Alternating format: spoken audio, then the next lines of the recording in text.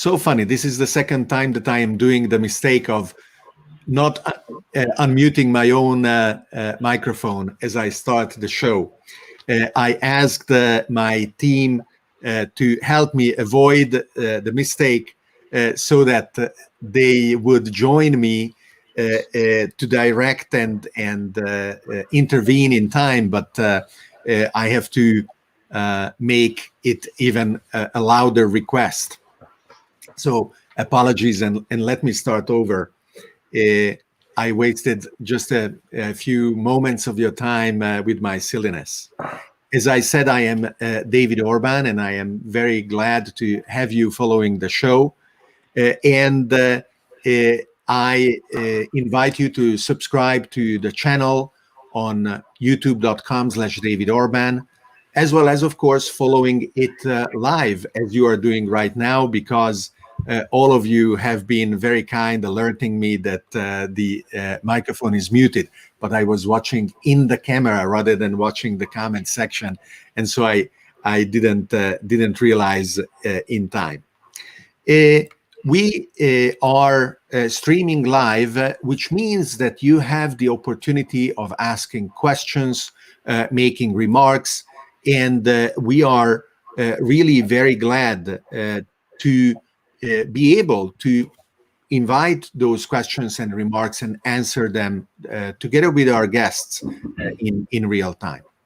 And of course, if you like the content that we produce and the knowledge we share, you're welcome to become a supporter on Patreon at patreon.com/David Orban. Today's guest is Tomas Ambrosi, the founder and CEO of Ono Exponential Farming.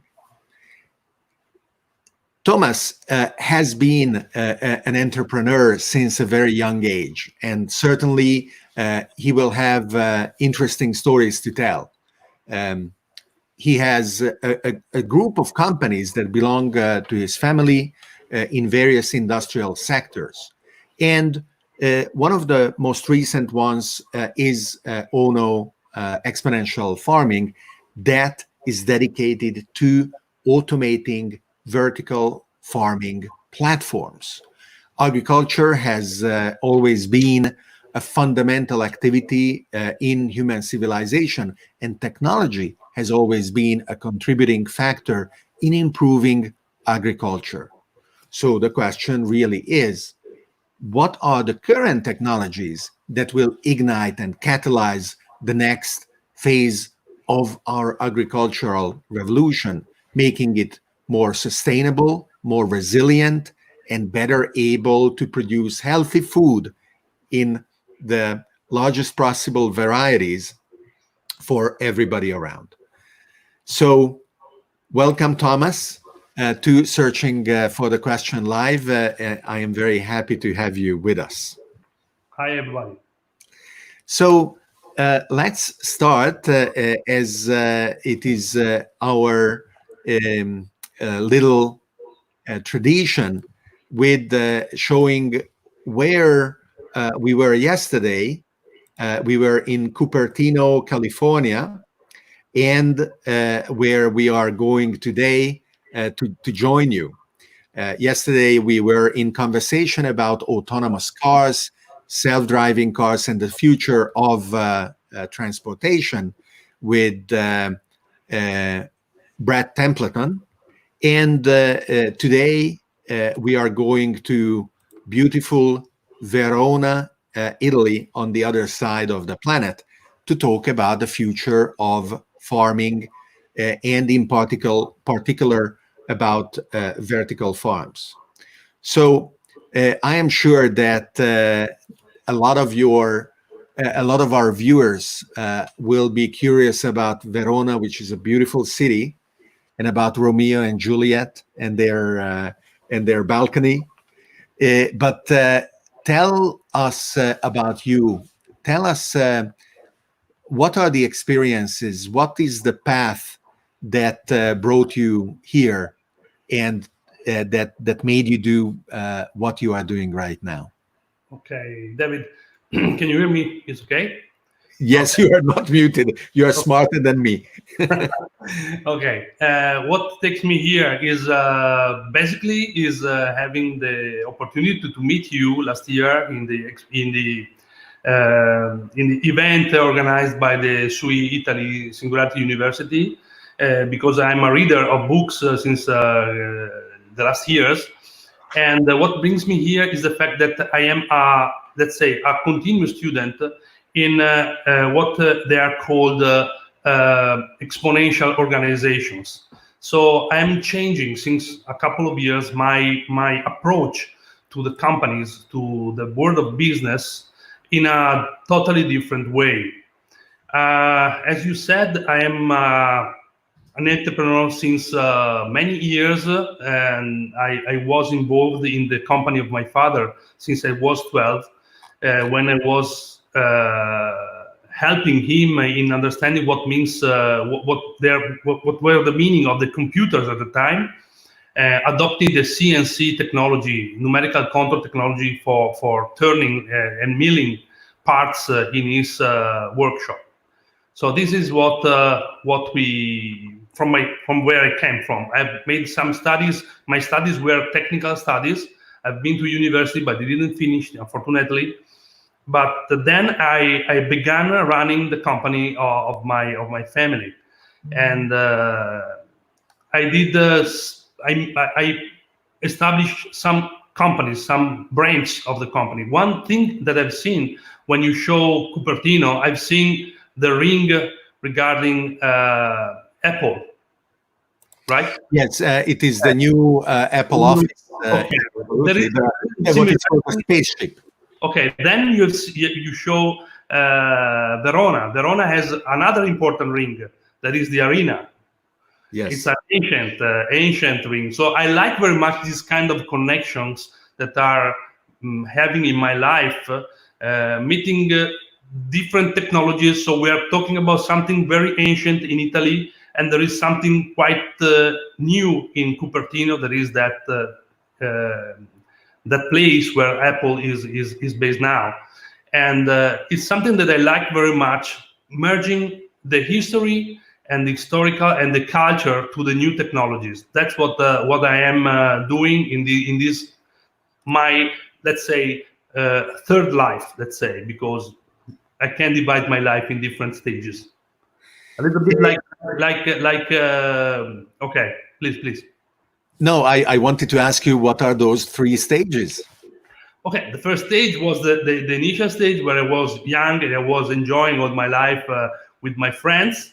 The second stage was the moment in which I began entering the company of the family and running the company instead of being a part only of the company, and raising this company in many years, and taking it to an important stage since a couple of years ago. The third stage is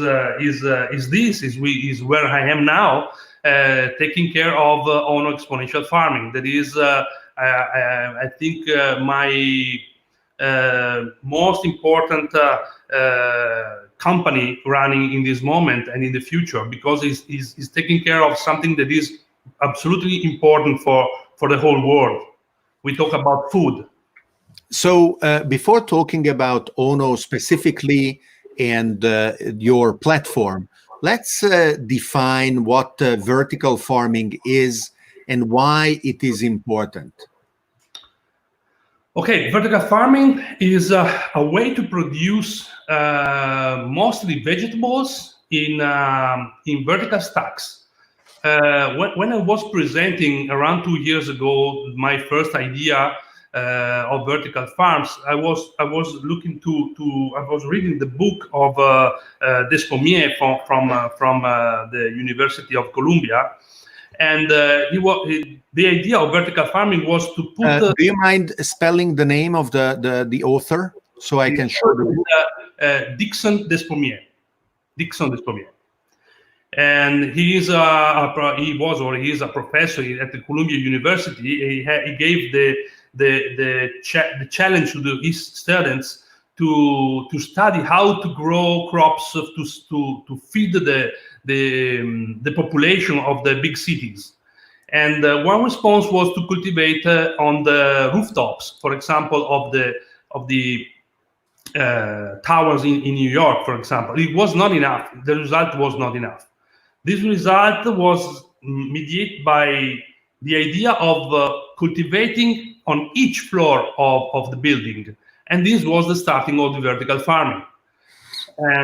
But when I show my first speech, I said, this is the year of 2015, 2014, I don't remember exactly the year, but I said the Babylon people were doing it the same many years ago.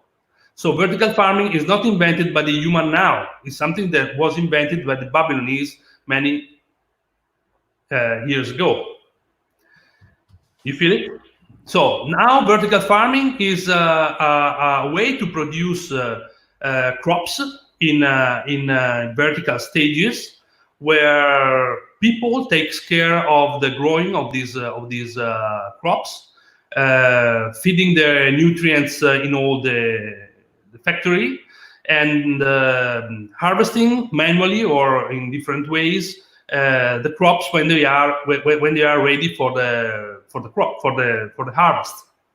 And this is something that is usually is made inside the buildings, so it's also named indoor farming.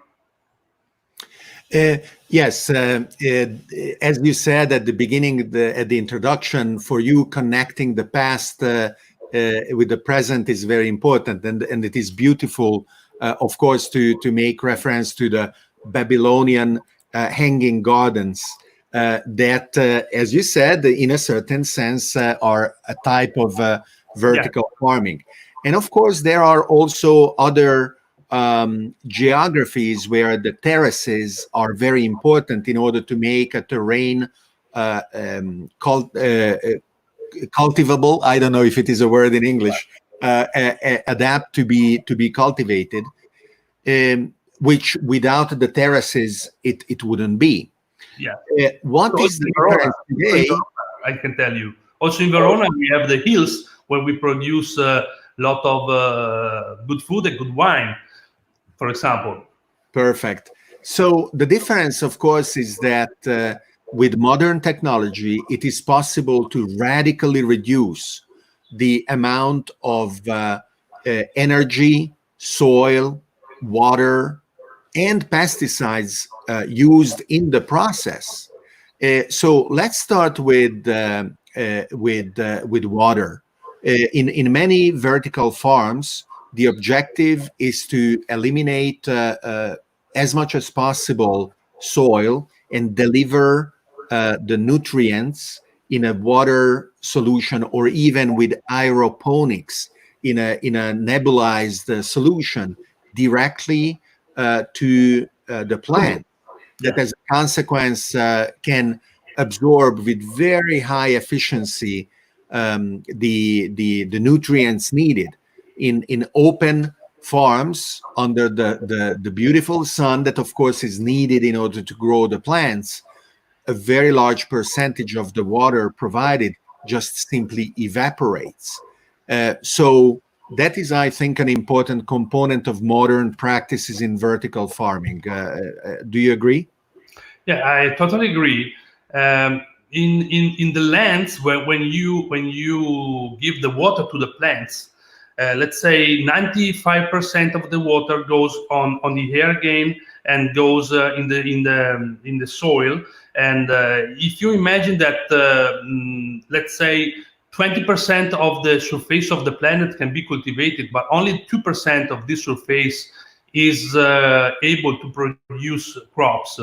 And if you go back 100 years, we can say that in the last 100 years, the human used a lot of chemicals, a lot of pesticides, and a lot of chemicals, let's say, to grow the food, and the water containing these pesticide goes in the ground.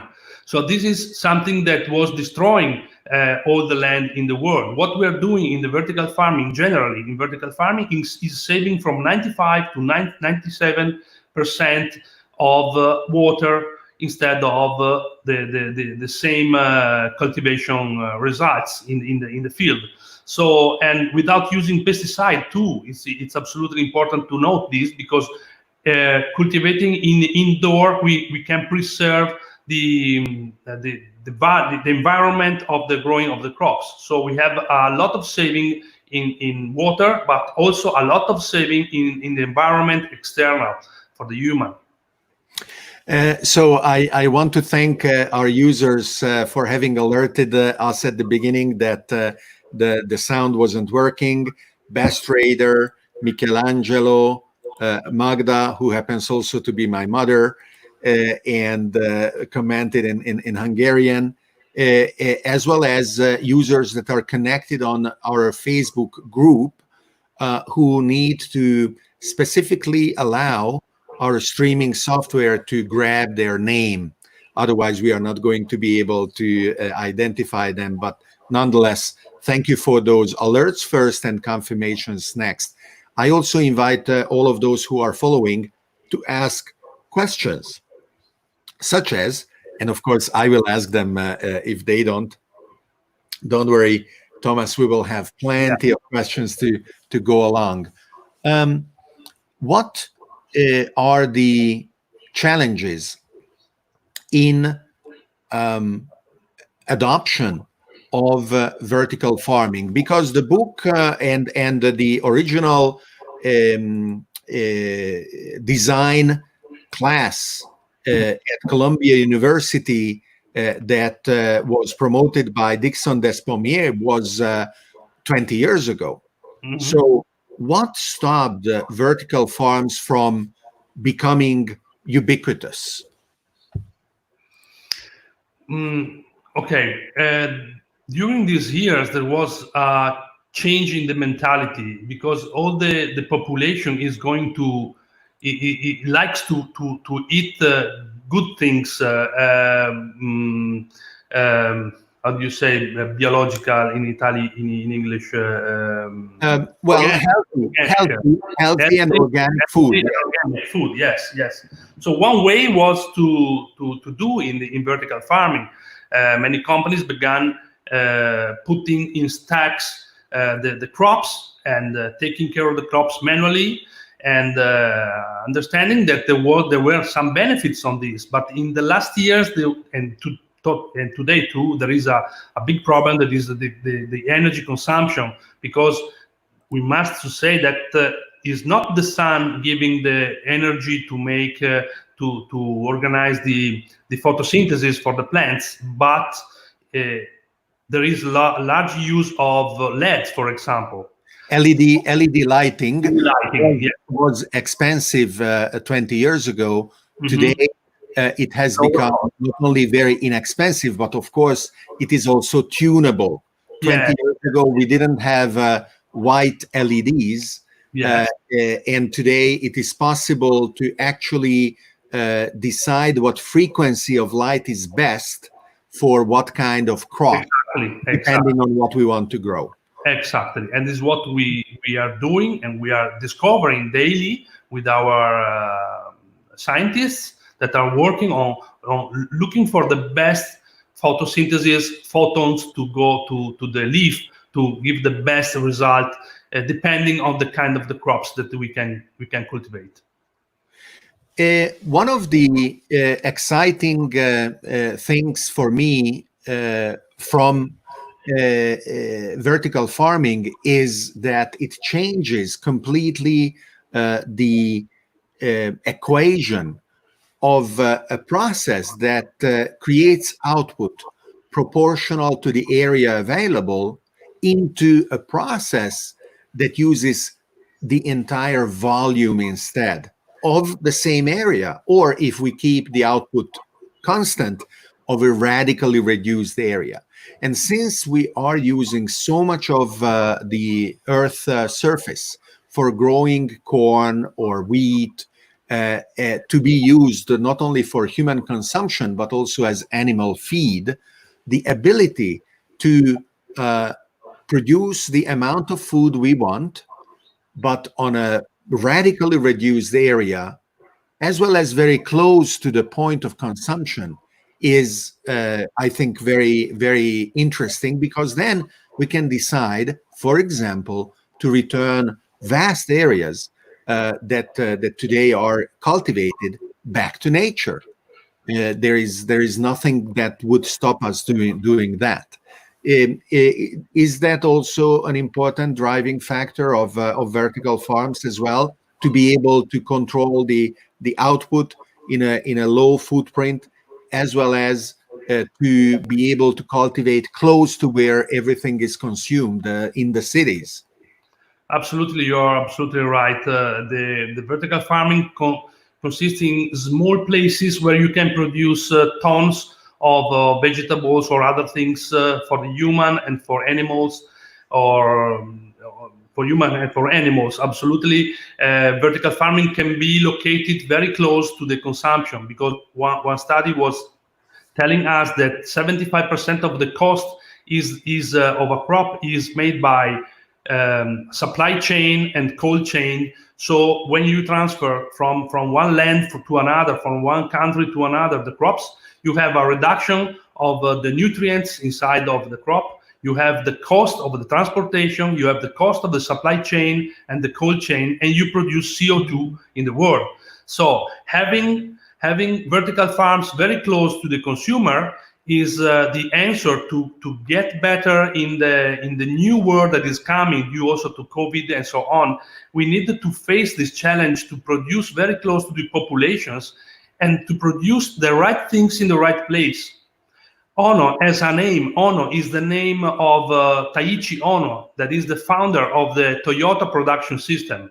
We adopted the Toyota production system in our companies, and we found this solution of producing on demand the right solution to grow as the human needs. So the Ono Exponential Farming, that is the company that I'm running now, is based on this idea. So to produce what is needed in the right moment without making overproduction. That is one of the wastes that Taiichi Ono was teaching to the industrial world. But we are talking about the farming world. So we are mixing the production from the industrial mechanical world to the production of crops. So what you said is right. One of the things that you said is very important, that is worth repeating. Vertical farming that is installed close to where people live makes for a robust and resilient food production system that does not depend on global supply chains whose brittleness, fragility is now very evident in times of the pandemic. And as a consequence, in many places, it will be strongly evaluated as an important complement or real alternative, because, maximizing the efficiency and maximizing the profit is not enough anymore. Yes, we don't look only to maximize the profit. We look also for giving the right food to the people, and because we have a lack of nutritional elements inside the crops that are moved or are stored in the cold chain process. So we can produce less but better food than ever now, because using new technologies, applying new technology like AI and many other technologies that we can apply in our kind of vertical farms, we can guarantee the right nutrients to the crops. So let's get into some of the detail of your specific technology, how Ono exponential farming differentiates itself from other approaches to the same challenge. Okay, on exponential farming, let's say we'll introduce the first autonomous multi-product hyper-efficient agrobotic platform in the world. It will allow anyone to cultivate nearly anything anywhere in the world. So we are talking about the 4.0 evolution of vertical farming. We have completed our Farm Zero, and now we are at the industrialization stage with the hardware, but also we have biotech teams that are validating the recipes which relate to the standard growing curves, and every type of crop has to follow this curve. This curve is the typical curve of growing. So we can optimize these recipes inside our module. So we are not talking about the vertical farming as it was till yesterday, manual and so on, but fully automatized and fully enclosed in let's say boxes where we take care of all the environment and all the parameters to grow at the best the crops. The approach is aiming to be able to automate as much of the process as possible. Why is it important, and what kind of robotic steps you plan to incorporate in the platform? Okay, when you talk about robotics, most of the people is imagining a robot arm moving, let's say, but it's not. It's not robotizing. Is not only the meaning is not only moving a robotic arm. What we're doing in our system is to take care of any movement of the crops, so we can manage the position of the drawers inside the modules automatically, and this is robotized. We can decide how to give the right light and where to give the specific light, the specific spectrum differently from what is now. And we can absolutely optimize also the volume. You were talking about volume, not only surface before.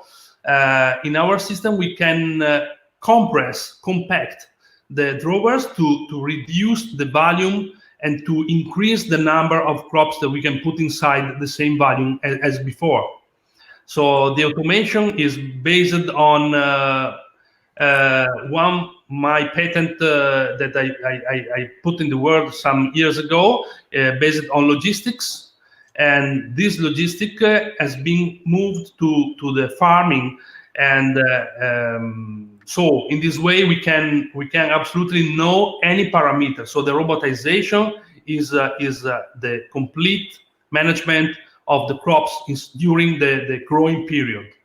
But we can start also from external, from the seeding to the harvesting. Now we are talking only about the growing modules, but we have several cooperation, for example, with multinational in robotics, and we can apply any kind of technology to this new way to do farming. The most important thing is that no one operator will touch the crops during the growing process. So no human is involved. And this is something absolutely important because we save a lot of costs, and we can produce also from let's say from our house, from our office, far from the farm, for example. We can introduce agronomics people from anywhere in the world, and we can share the information with them, taking care of a crop growing in another part of the world, for example.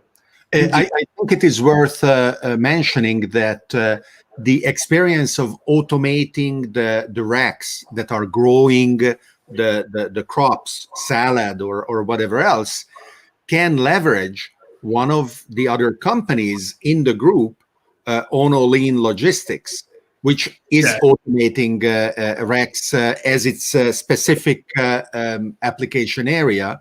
So I assume that we can think of Ono Exponential Farming as applying that experience to the field of agriculture. Would you say that is correct? Yeah, it's partially correct because we are adding a lot of other technologies inside these. This was the starting, because one day I was going to the office when we were developing the Ono Lean Logistics system that is behind me. Also, you can see some modules behind me. They are in our Wait, too close. system. Show again. Lean out. Okay.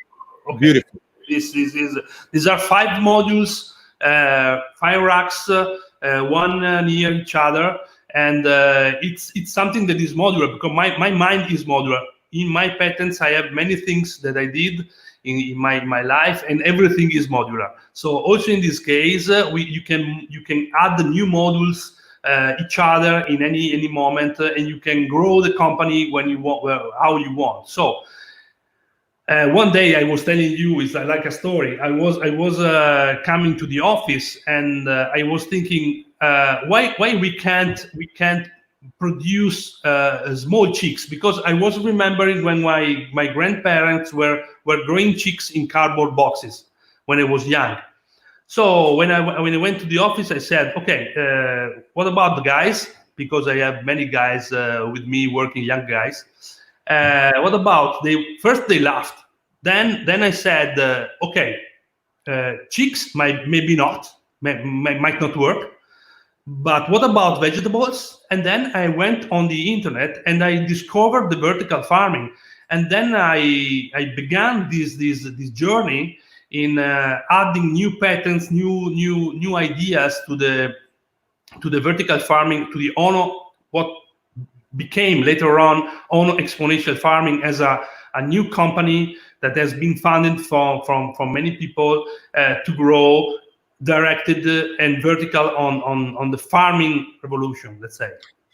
We have a very important question from Giovanni, who I thank for formulating it.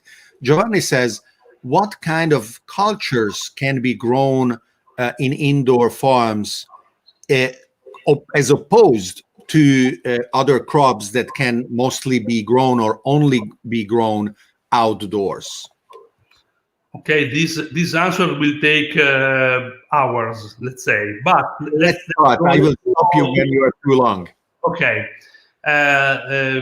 You can grow any kind of crop, basically small crops like leafy greens, small crops, let's say. And any kind of crop you can cultivate outside, you cultivate also inside. The idea is to grow, not the idea, the reality is to grow small plants. It's not convenient to grow big plants.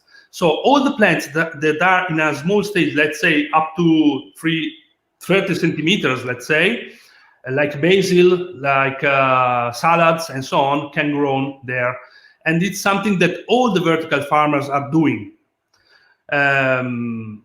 But the difference between the external and the indoor farming, or the vertical farming as we are doing, is that in our plants you can grow also vegetables that you can dedicate to the pharma, for example, where you can take the control of any of the parameters and all the production, or let's say production, all the growing processes that are involved in this plant.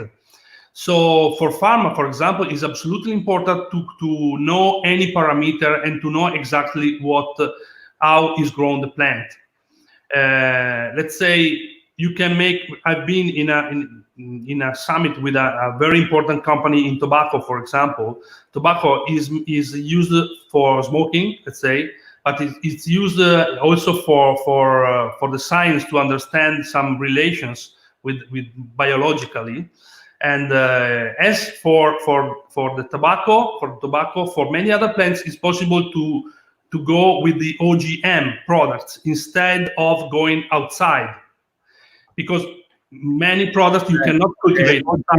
OGM is the Italian acronym. The English is GMO, genetically modified organism. No problem. Go ahead. English, apologize. Go ahead. Perfect. Okay, GMO. You can study new plants and to extract some molecules useful for pharma, for example, or for cosmetics, for example. Let's say, but you can cultivate anything. one of our projects to developing now, is to produce small plants, for example, of tomato, to be transplanted in the field later on, or in the greenhouse later on. So a very compressed production, and fully under control, and then transplanted in the field. So Another question. wide. Another question we have from Daniela, or a remark rather. She says that we have to stop eating animals. It will be healthier and, of course, ethically also better. And I totally agree, even though I am a carnivore, or rather, I am an omnivore. So I eat animals, but I know I shouldn't.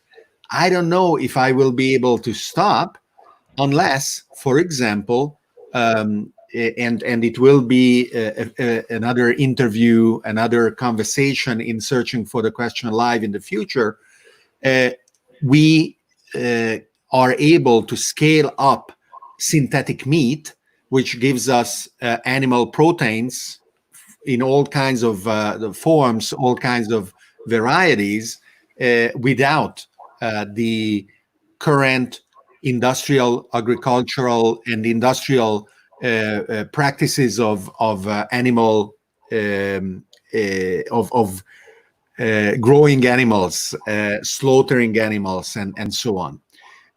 Giuseppe is asking if vertical farming is actually profitable, which I think is a rather important question. Okay, the profitability of vertical farms is absolutely depends on what are the costs of the production inside. Actually, is absolutely profitable. Let's say with the own exponential farming modules, because we have a great reduction, different from the past, in the consumption of energy. We save around 70% of the energy compared from in versus the what we call is Jurassic vertical farming. And we have a lot of saving in the cost of a human labor, as I told you before, and we have a lot of savings in the cost of the infrastructure. This is setting a new parameter of costs, so it's going to be absolutely profitable. But profitability is not based only on the cost, as I told you before, but also in the production. What you can say, as you were saying, to produce, for example, one hamburger, you need 4,000 liters of water, and no one is taking care of this in the world. So that's why we need to reduce the consumption of the meat from in this way, because Dr. Post is one of your maybe we know both him, and Yeah. he designed a new way to produce the meat in an absolutely safer way. For example, modules like the Ono modules can produce that kind of meat in a specific volume, in a specific environment, not only because we started talking about only crops, but in the modules we can cultivate also microalgae, we can cultivate also insects, for example. That is the new food, the new superfood that is has been deployed in the world from Asia. I think that it is important that we take into account the externalities of the production of plants and animals for our consumption. We have been content in ignoring these externalities, pretending that they didn't exist. Today, humanity saturated the planet, and we cannot wash our hands of the consequences of our processes. I want to give just a very simple example. Do you believe that in Fukushima Prefecture, the salad that is cultivated outside is cheaper if you take into account the consequences of eating that salad rather than the salad that is cultivated in vertical farms, I am telling you that if I had a choice between a cheaper salad that is grown in Fukushima on the land in the open farms, or a more expensive salad that is grown inside in a protected environment, obviously I am choosing the second one. And this is, of course, an extreme example. And I will give another extreme example further on as well, talking about the future. We have Luca, who was asking exactly about algae and insects, and you partially answered his question as well.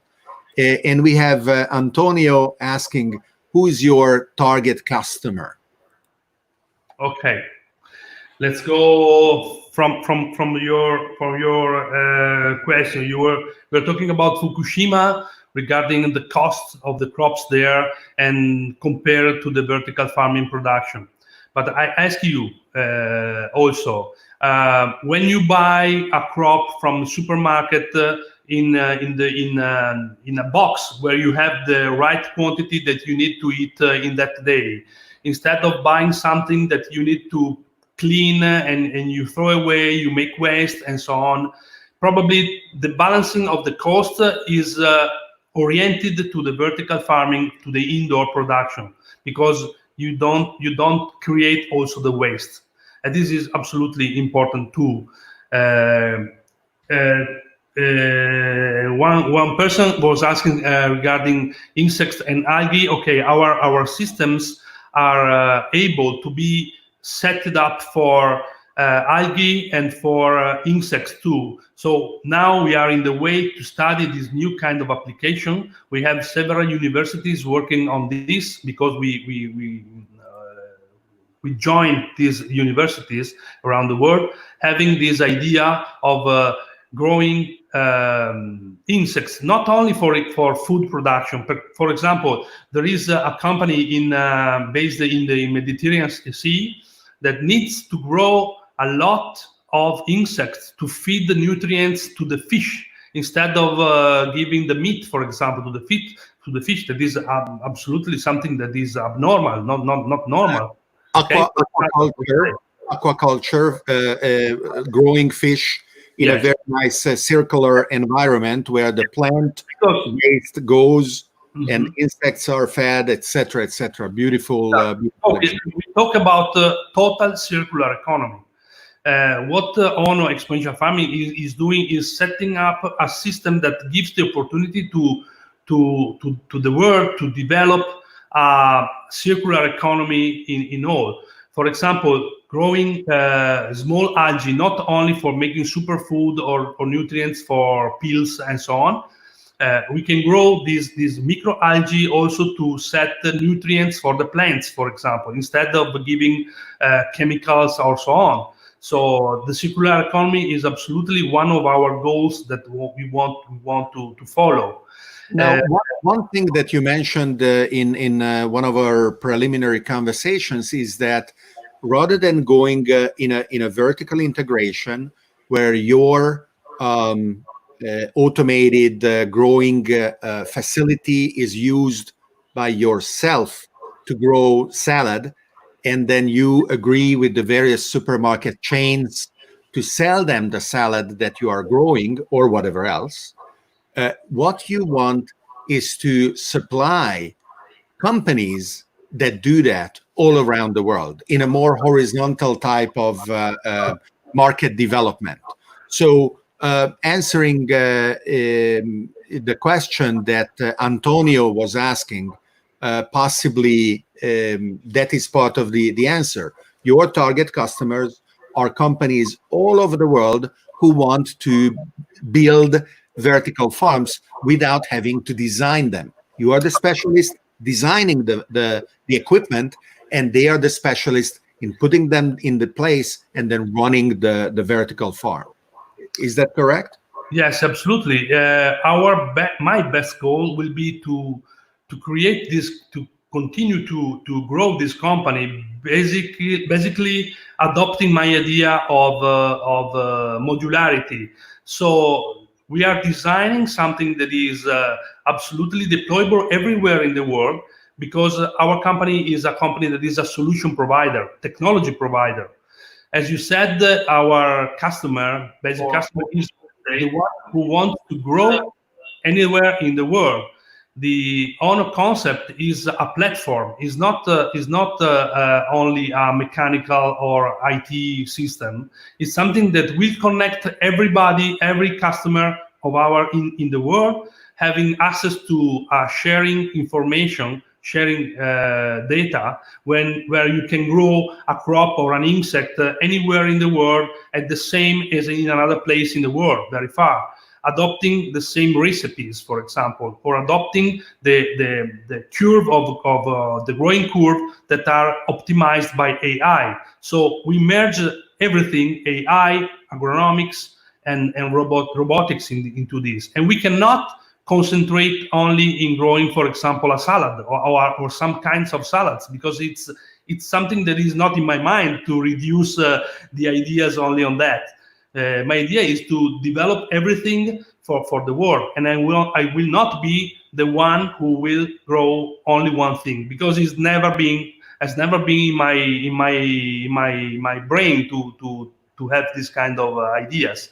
So a funny remark. These photos of insects are actually mine, because at the Museum of Natural Science in Bergamo, the director organizes entomophagy dinners, insect-eating dinners, every year.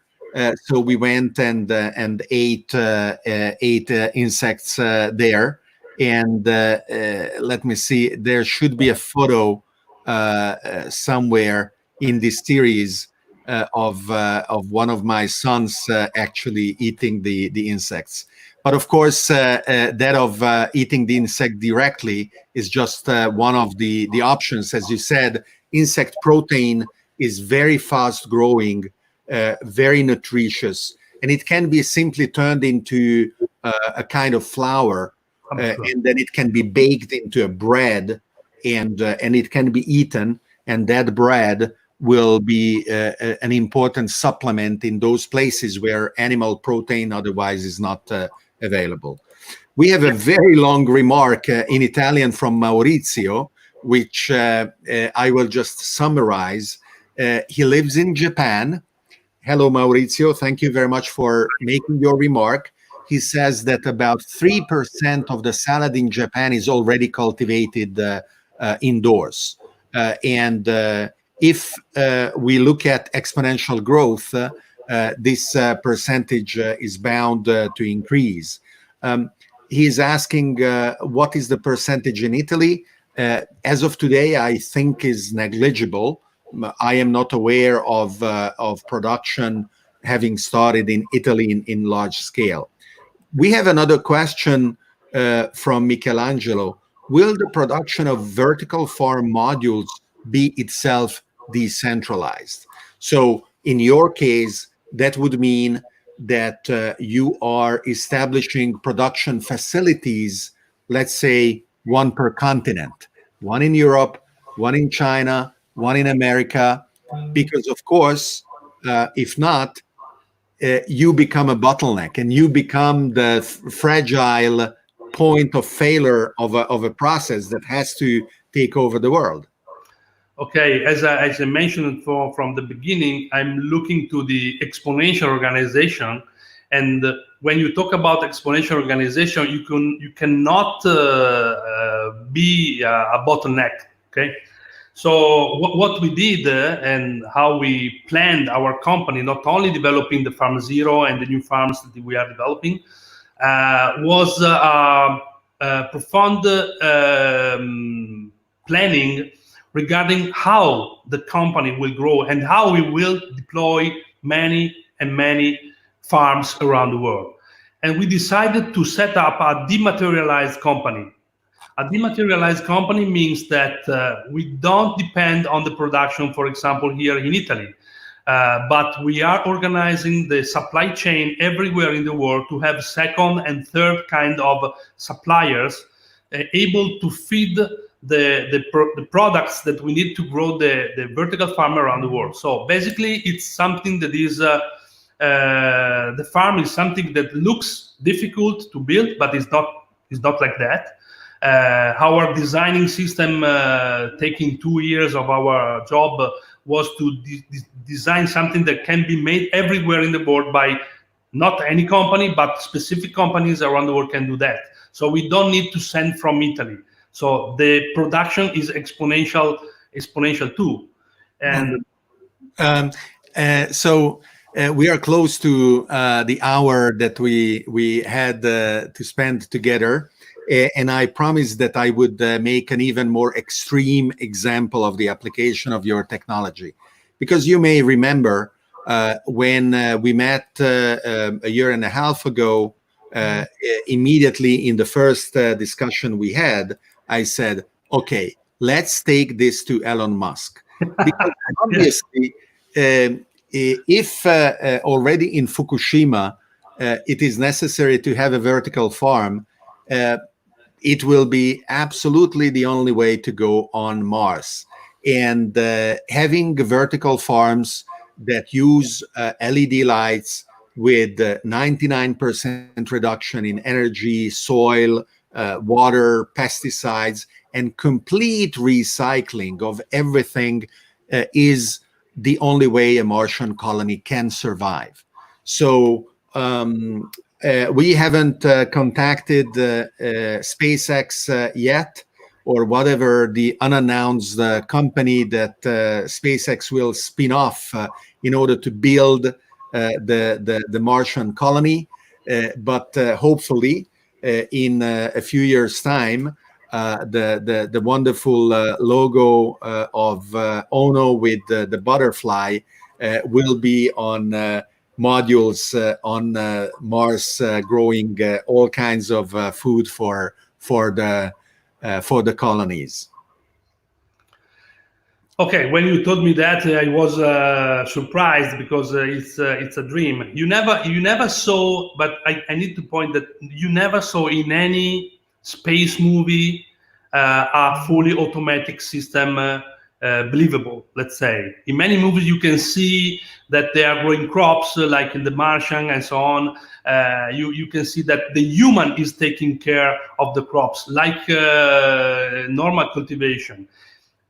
What is absolutely strange is that we designed something that neither in the movies has never been seen. So the automation we applied can be probably useful for Mars and for other planets in the future. But we need to take care of the food in our planet, basically, I think, and it's absolutely important. The butterfly you were mentioning is something that is important for my heart because it's coming from my sister that passed away a couple of years ago, and it's something that she gave me. But there is another idea behind the butterfly. The butterfly is, let's say, the most perfect mechanism, small mechanism made by nature. So as the butterfly comes from the caterpillar, we need to face this moment in the COVID and so on to grow and to become a butterfly, a perfect butterfly to fly again. I like that, and it is a beautiful image, because a lot of people talk about let's cross our fingers so that we can go back to the world that was before the pandemic. Let's not. Let's design a better one. And we received a wonderful comment from Bruce Taylor. I love everything about it, from the conversation to the content subject matter. This is digital transformation beautifully expressed by two great thought leaders. Thank you, gentlemen. Thank you very much. Bruce. And thank you, Thomas, for being with us today. And I wish great success to you with your dreams, and with your ability to transform your dreams into concrete action with the Ono Exponential farming. Thank you very much. Thank you. So thank you for being on Searching for the Question live today. And having participated, Bruce and Michelangelo and Maurizio, Antonio, Luigi, so many of our viewers asked a lot of questions. I really appreciate it. I think that being able to interact is what makes these live streams different than not watching a video on YouTube or on Facebook. And so I really like it when we receive a lot of questions. As a matter of fact, the format of 1 hour is because I'm hungry and I have to go to dinner. But we could imagine different formats where we go on for a longer period of time, or we dedicate sessions where we call previous guests to assemble a panel where many of us are discussing, asking each other questions. And for me, experimenting with different formats is always part of the pleasure in producing Searching for the Question Live. Another fact that I would like you to definitely leverage is that you can vote for future guests, as well as add the names of guests of your own. So we will contact guests who will come. As a matter of fact, I want to pre-announce that on Thursday, we will have Stephen Wolfram, and on Wednesday, tomorrow, we will have Hannes Sjöblad. Hannes will talk about, or we will have a conversation rather, about biohacking and how we can endow the human body with new senses, with new abilities via biohacking. And with Stephen Wolfram, we will have a conversation about his new foundation for physics and how he is merging physics and mathematics in the culmination of 30 years of work that he just unveiled last week in the Wolfram Physics Project.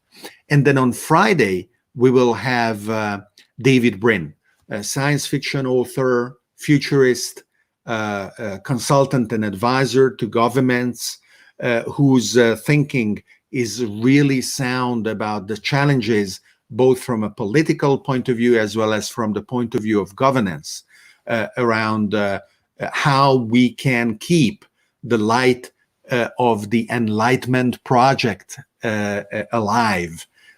So to not go back to feudalism, to be able to give to a growing number of people the opportunity to set their own goals, to fulfill their dreams, to be ambitious about the future.